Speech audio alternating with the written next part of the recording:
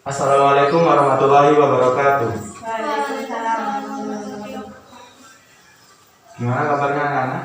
Alhamdulillah baik. Masih tetap jaga protokol kesehatan ya? Jangan lupa pakai maskernya.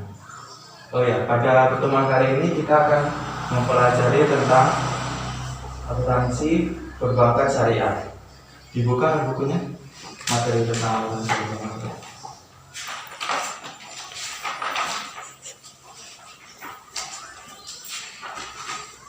Nah, yang pertama itu ada pengertian. Asuransi perbankan syariah adalah sebuah seni mencatat, mengklasifikasi, meringkas, melaporkan dan menganalisa dengan cara tertentu dan dalam ukuran moneter transaksi dan kejadian-kejadian yang umumnya bersifat keuangan berdasarkan nilai syariah yang bertujuan memberikan informasi kuantitatif yang bersifat finansial mengenai suatu bisnis keuangan perbankan syariah sebagai dasar pengambilan keputusan bagi pemakainya. Nah, selanjutnya itu ada prinsip-prinsip dari bank syariah yang terbagi atas beberapa bagian. Yang pertama itu ada prinsip titipan atau simpanan, bisa disebut dengan al-wadiah. Al-wadiah dapat diartikan sebagai titipan murni dari satu pihak ke pihak lain, baik individu maupun badan hukum, yang harus dijaga dan dikembalikan kapan saja si penitip menghendaki. Secara umum terdapat dua jenis al-wadiah, yaitu yang pertama ada wadiah yad al-amanah, yang kedua yaitu wadiah yad ad-damanah. Prinsip yang kedua yaitu prinsip bagi hasil, atau bisa disebut dengan profit sharing. Sistem ini adalah suatu sistem yang meliputi tata cara pembagian hasil usaha antara penyedia dan dengan pengelola dana. Bentuk produk yang berdasarkan prinsip ini adalah pertama ada al-mudarabah, yang kedua itu ada al-musyarakah.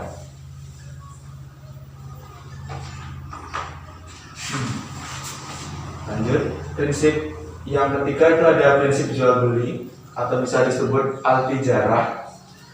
Prinsip ini merupakan suatu sistem yang menerapkan tata cara jual beli di mana bank akan membeli terlebih dahulu barang yang akan dibutuhkan atau mengangkat nasabah sebagai agen bank melakukan pembelian barang atas nama bank. Kemudian bank menjual barang tersebut kepada nasabah dengan harga sejumlah harga beli ditambah keuntungan atau margin.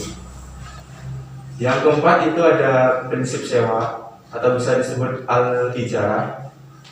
Al-ijarah sendiri disebut akad pemindahan hak guna atas barang atau jasa melalui pembayaran upah sewa tanpa diikuti dengan pemindahan hak kepemilikan atas barang itu sendiri.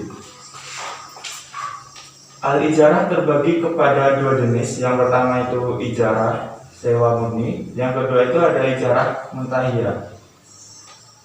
Ijarah al-muntahiyah bitamlik merupakan penggabungan sewa dan beli di mana si penyewa mempunyai hak untuk memiliki barang pada akhir masa sewa. Dan yang terakhir itu ada prinsip jasa, bisa disebut dengan fee-based service. Prinsip ini meliputi seluruh layanan dan pembiayaan yang diberikan bank. Nah, sampai sini paham semua? Paham. Lanjut ya. Selanjutnya itu ada perbandingan bank syariah dengan bank konvensional. Nah, di kehidupan sehari-hari kalian tahu nggak bank syariah itu seperti bank apa aja? Tahu. Oh, mungkin belum tahu ya. Nah, di sini kita akan menjelaskan tentang perbandingan bank syariah dengan bank konvensional. Bank syariah yang pertama itu melakukan investasi-investasi yang halal saja. Yang kedua berdasarkan prinsip bagi hasil, jual beli atau sewa. Yang ketiga itu berorientasi pada keuntungan dan kemakmuran dan kebahagiaan dunia akhirat. Selanjutnya hubungan dengan nasabah dalam bentuk hubungan kemitraan. Dan yang terakhir penghimpunan dan penyaluran dananya harus sesuai dengan fatwa Dewan Pengawas Syariah.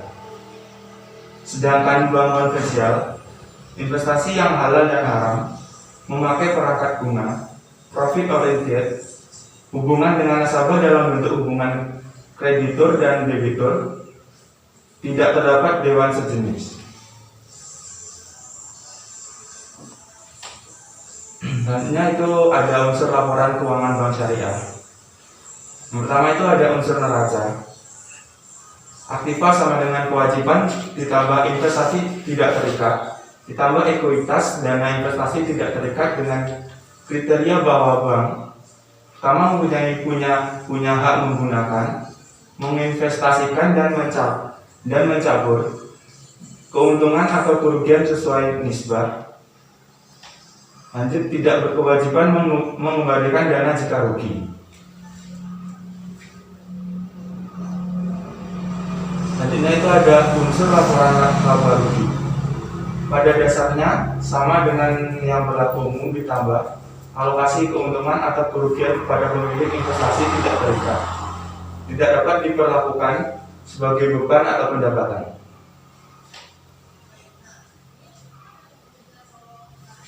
Di sini ada akuntansi penghimpunan dana. Akuntansi penghimpunan dana sendiri dibagi atas beberapa bagian. Yang pertama itu ada wadiah. Wadiah sendiri adalah titipan dari satu pihak lain, baik individu maupun badan hukum yang harus dijaga dan dikembalikan kapan saja si penyimpan menghendaki. Tujuan dari wadiah sendiri yaitu untuk menjaga keselamatan barang dari kemusnahan, kecurian, dan lain sebagainya. Rukun transaksi wadiah sendiri yaitu pertama barang yang dititipkan, orang yang menitipkan atau penitip, orang yang menerima titipan, dan ijab qabul. Yang kedua itu ada mudharabah.